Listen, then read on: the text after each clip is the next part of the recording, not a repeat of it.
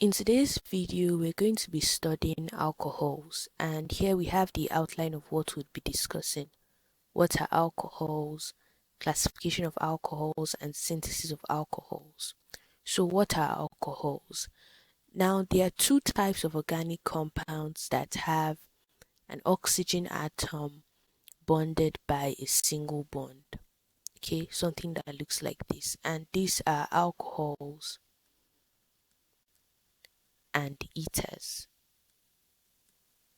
Okay, now alcohols have this oxygen atom bonded to one carbon atom and one hydrogen atom, while ethers have the oxygen bonded to two carbon atoms.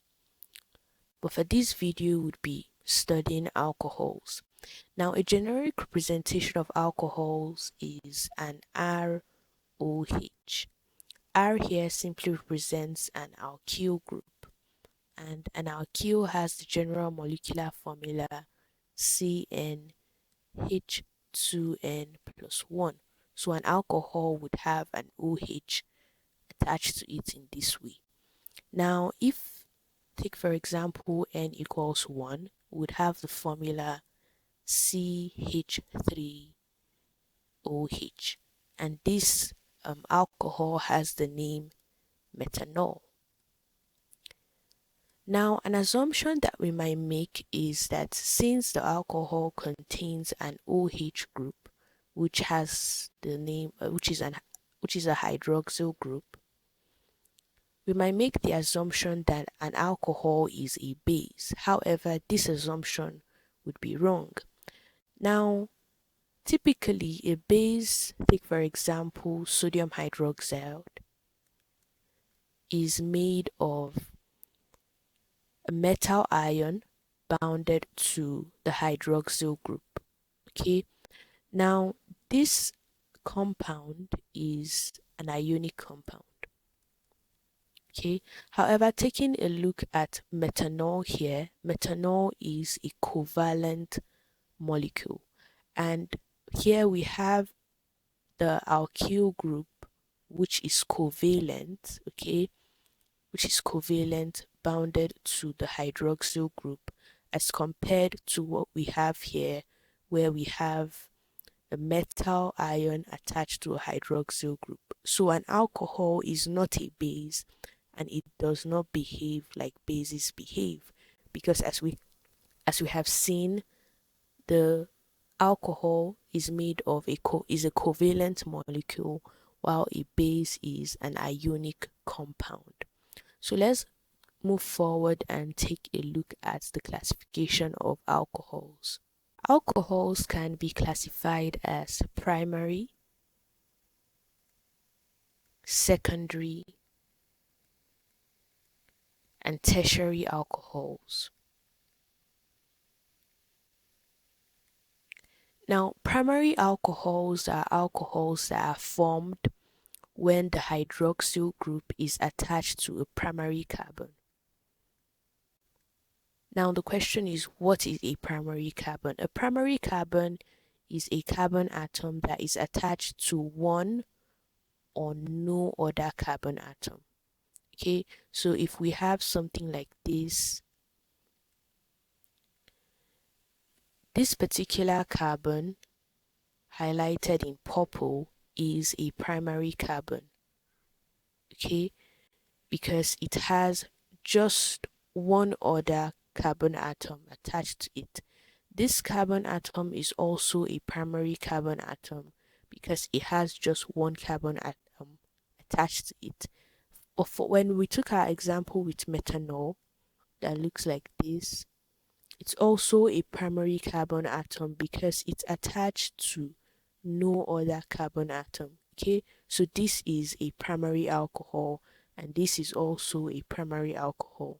Now, a secondary alcohol is an alcohol which is bonded to a carbon atom that is bonded to two other carbon atom. Now it's bonded to a secondary carbon atom. Okay, now a secondary alcohol would look like this. So it's bonded to a carbon atom that is bonded to two other carbon atoms.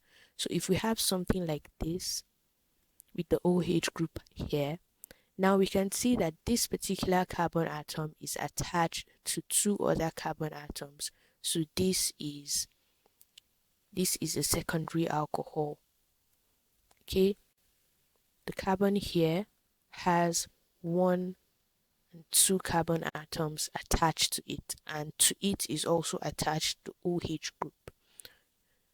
Now, of course, we'd expect that for the tertiary alcohol, it's formed when the OH group is attached to a carbon atom that is attached to three other carbon atoms. So if we have something that looks like this, okay, and we have the OH group attached here.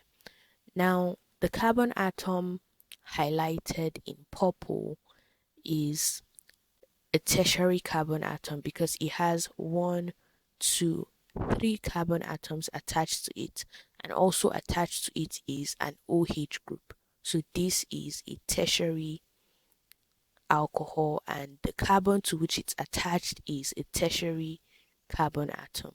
Okay, now we'll look briefly at the naming of alcohols. Now, in naming alcohols, we consider the position of the carbon atom to which the hydroxyl group is attached. So if we have a 4-carbon chain like this, and we have the OH group attached here, would indicate this position by naming this particular compound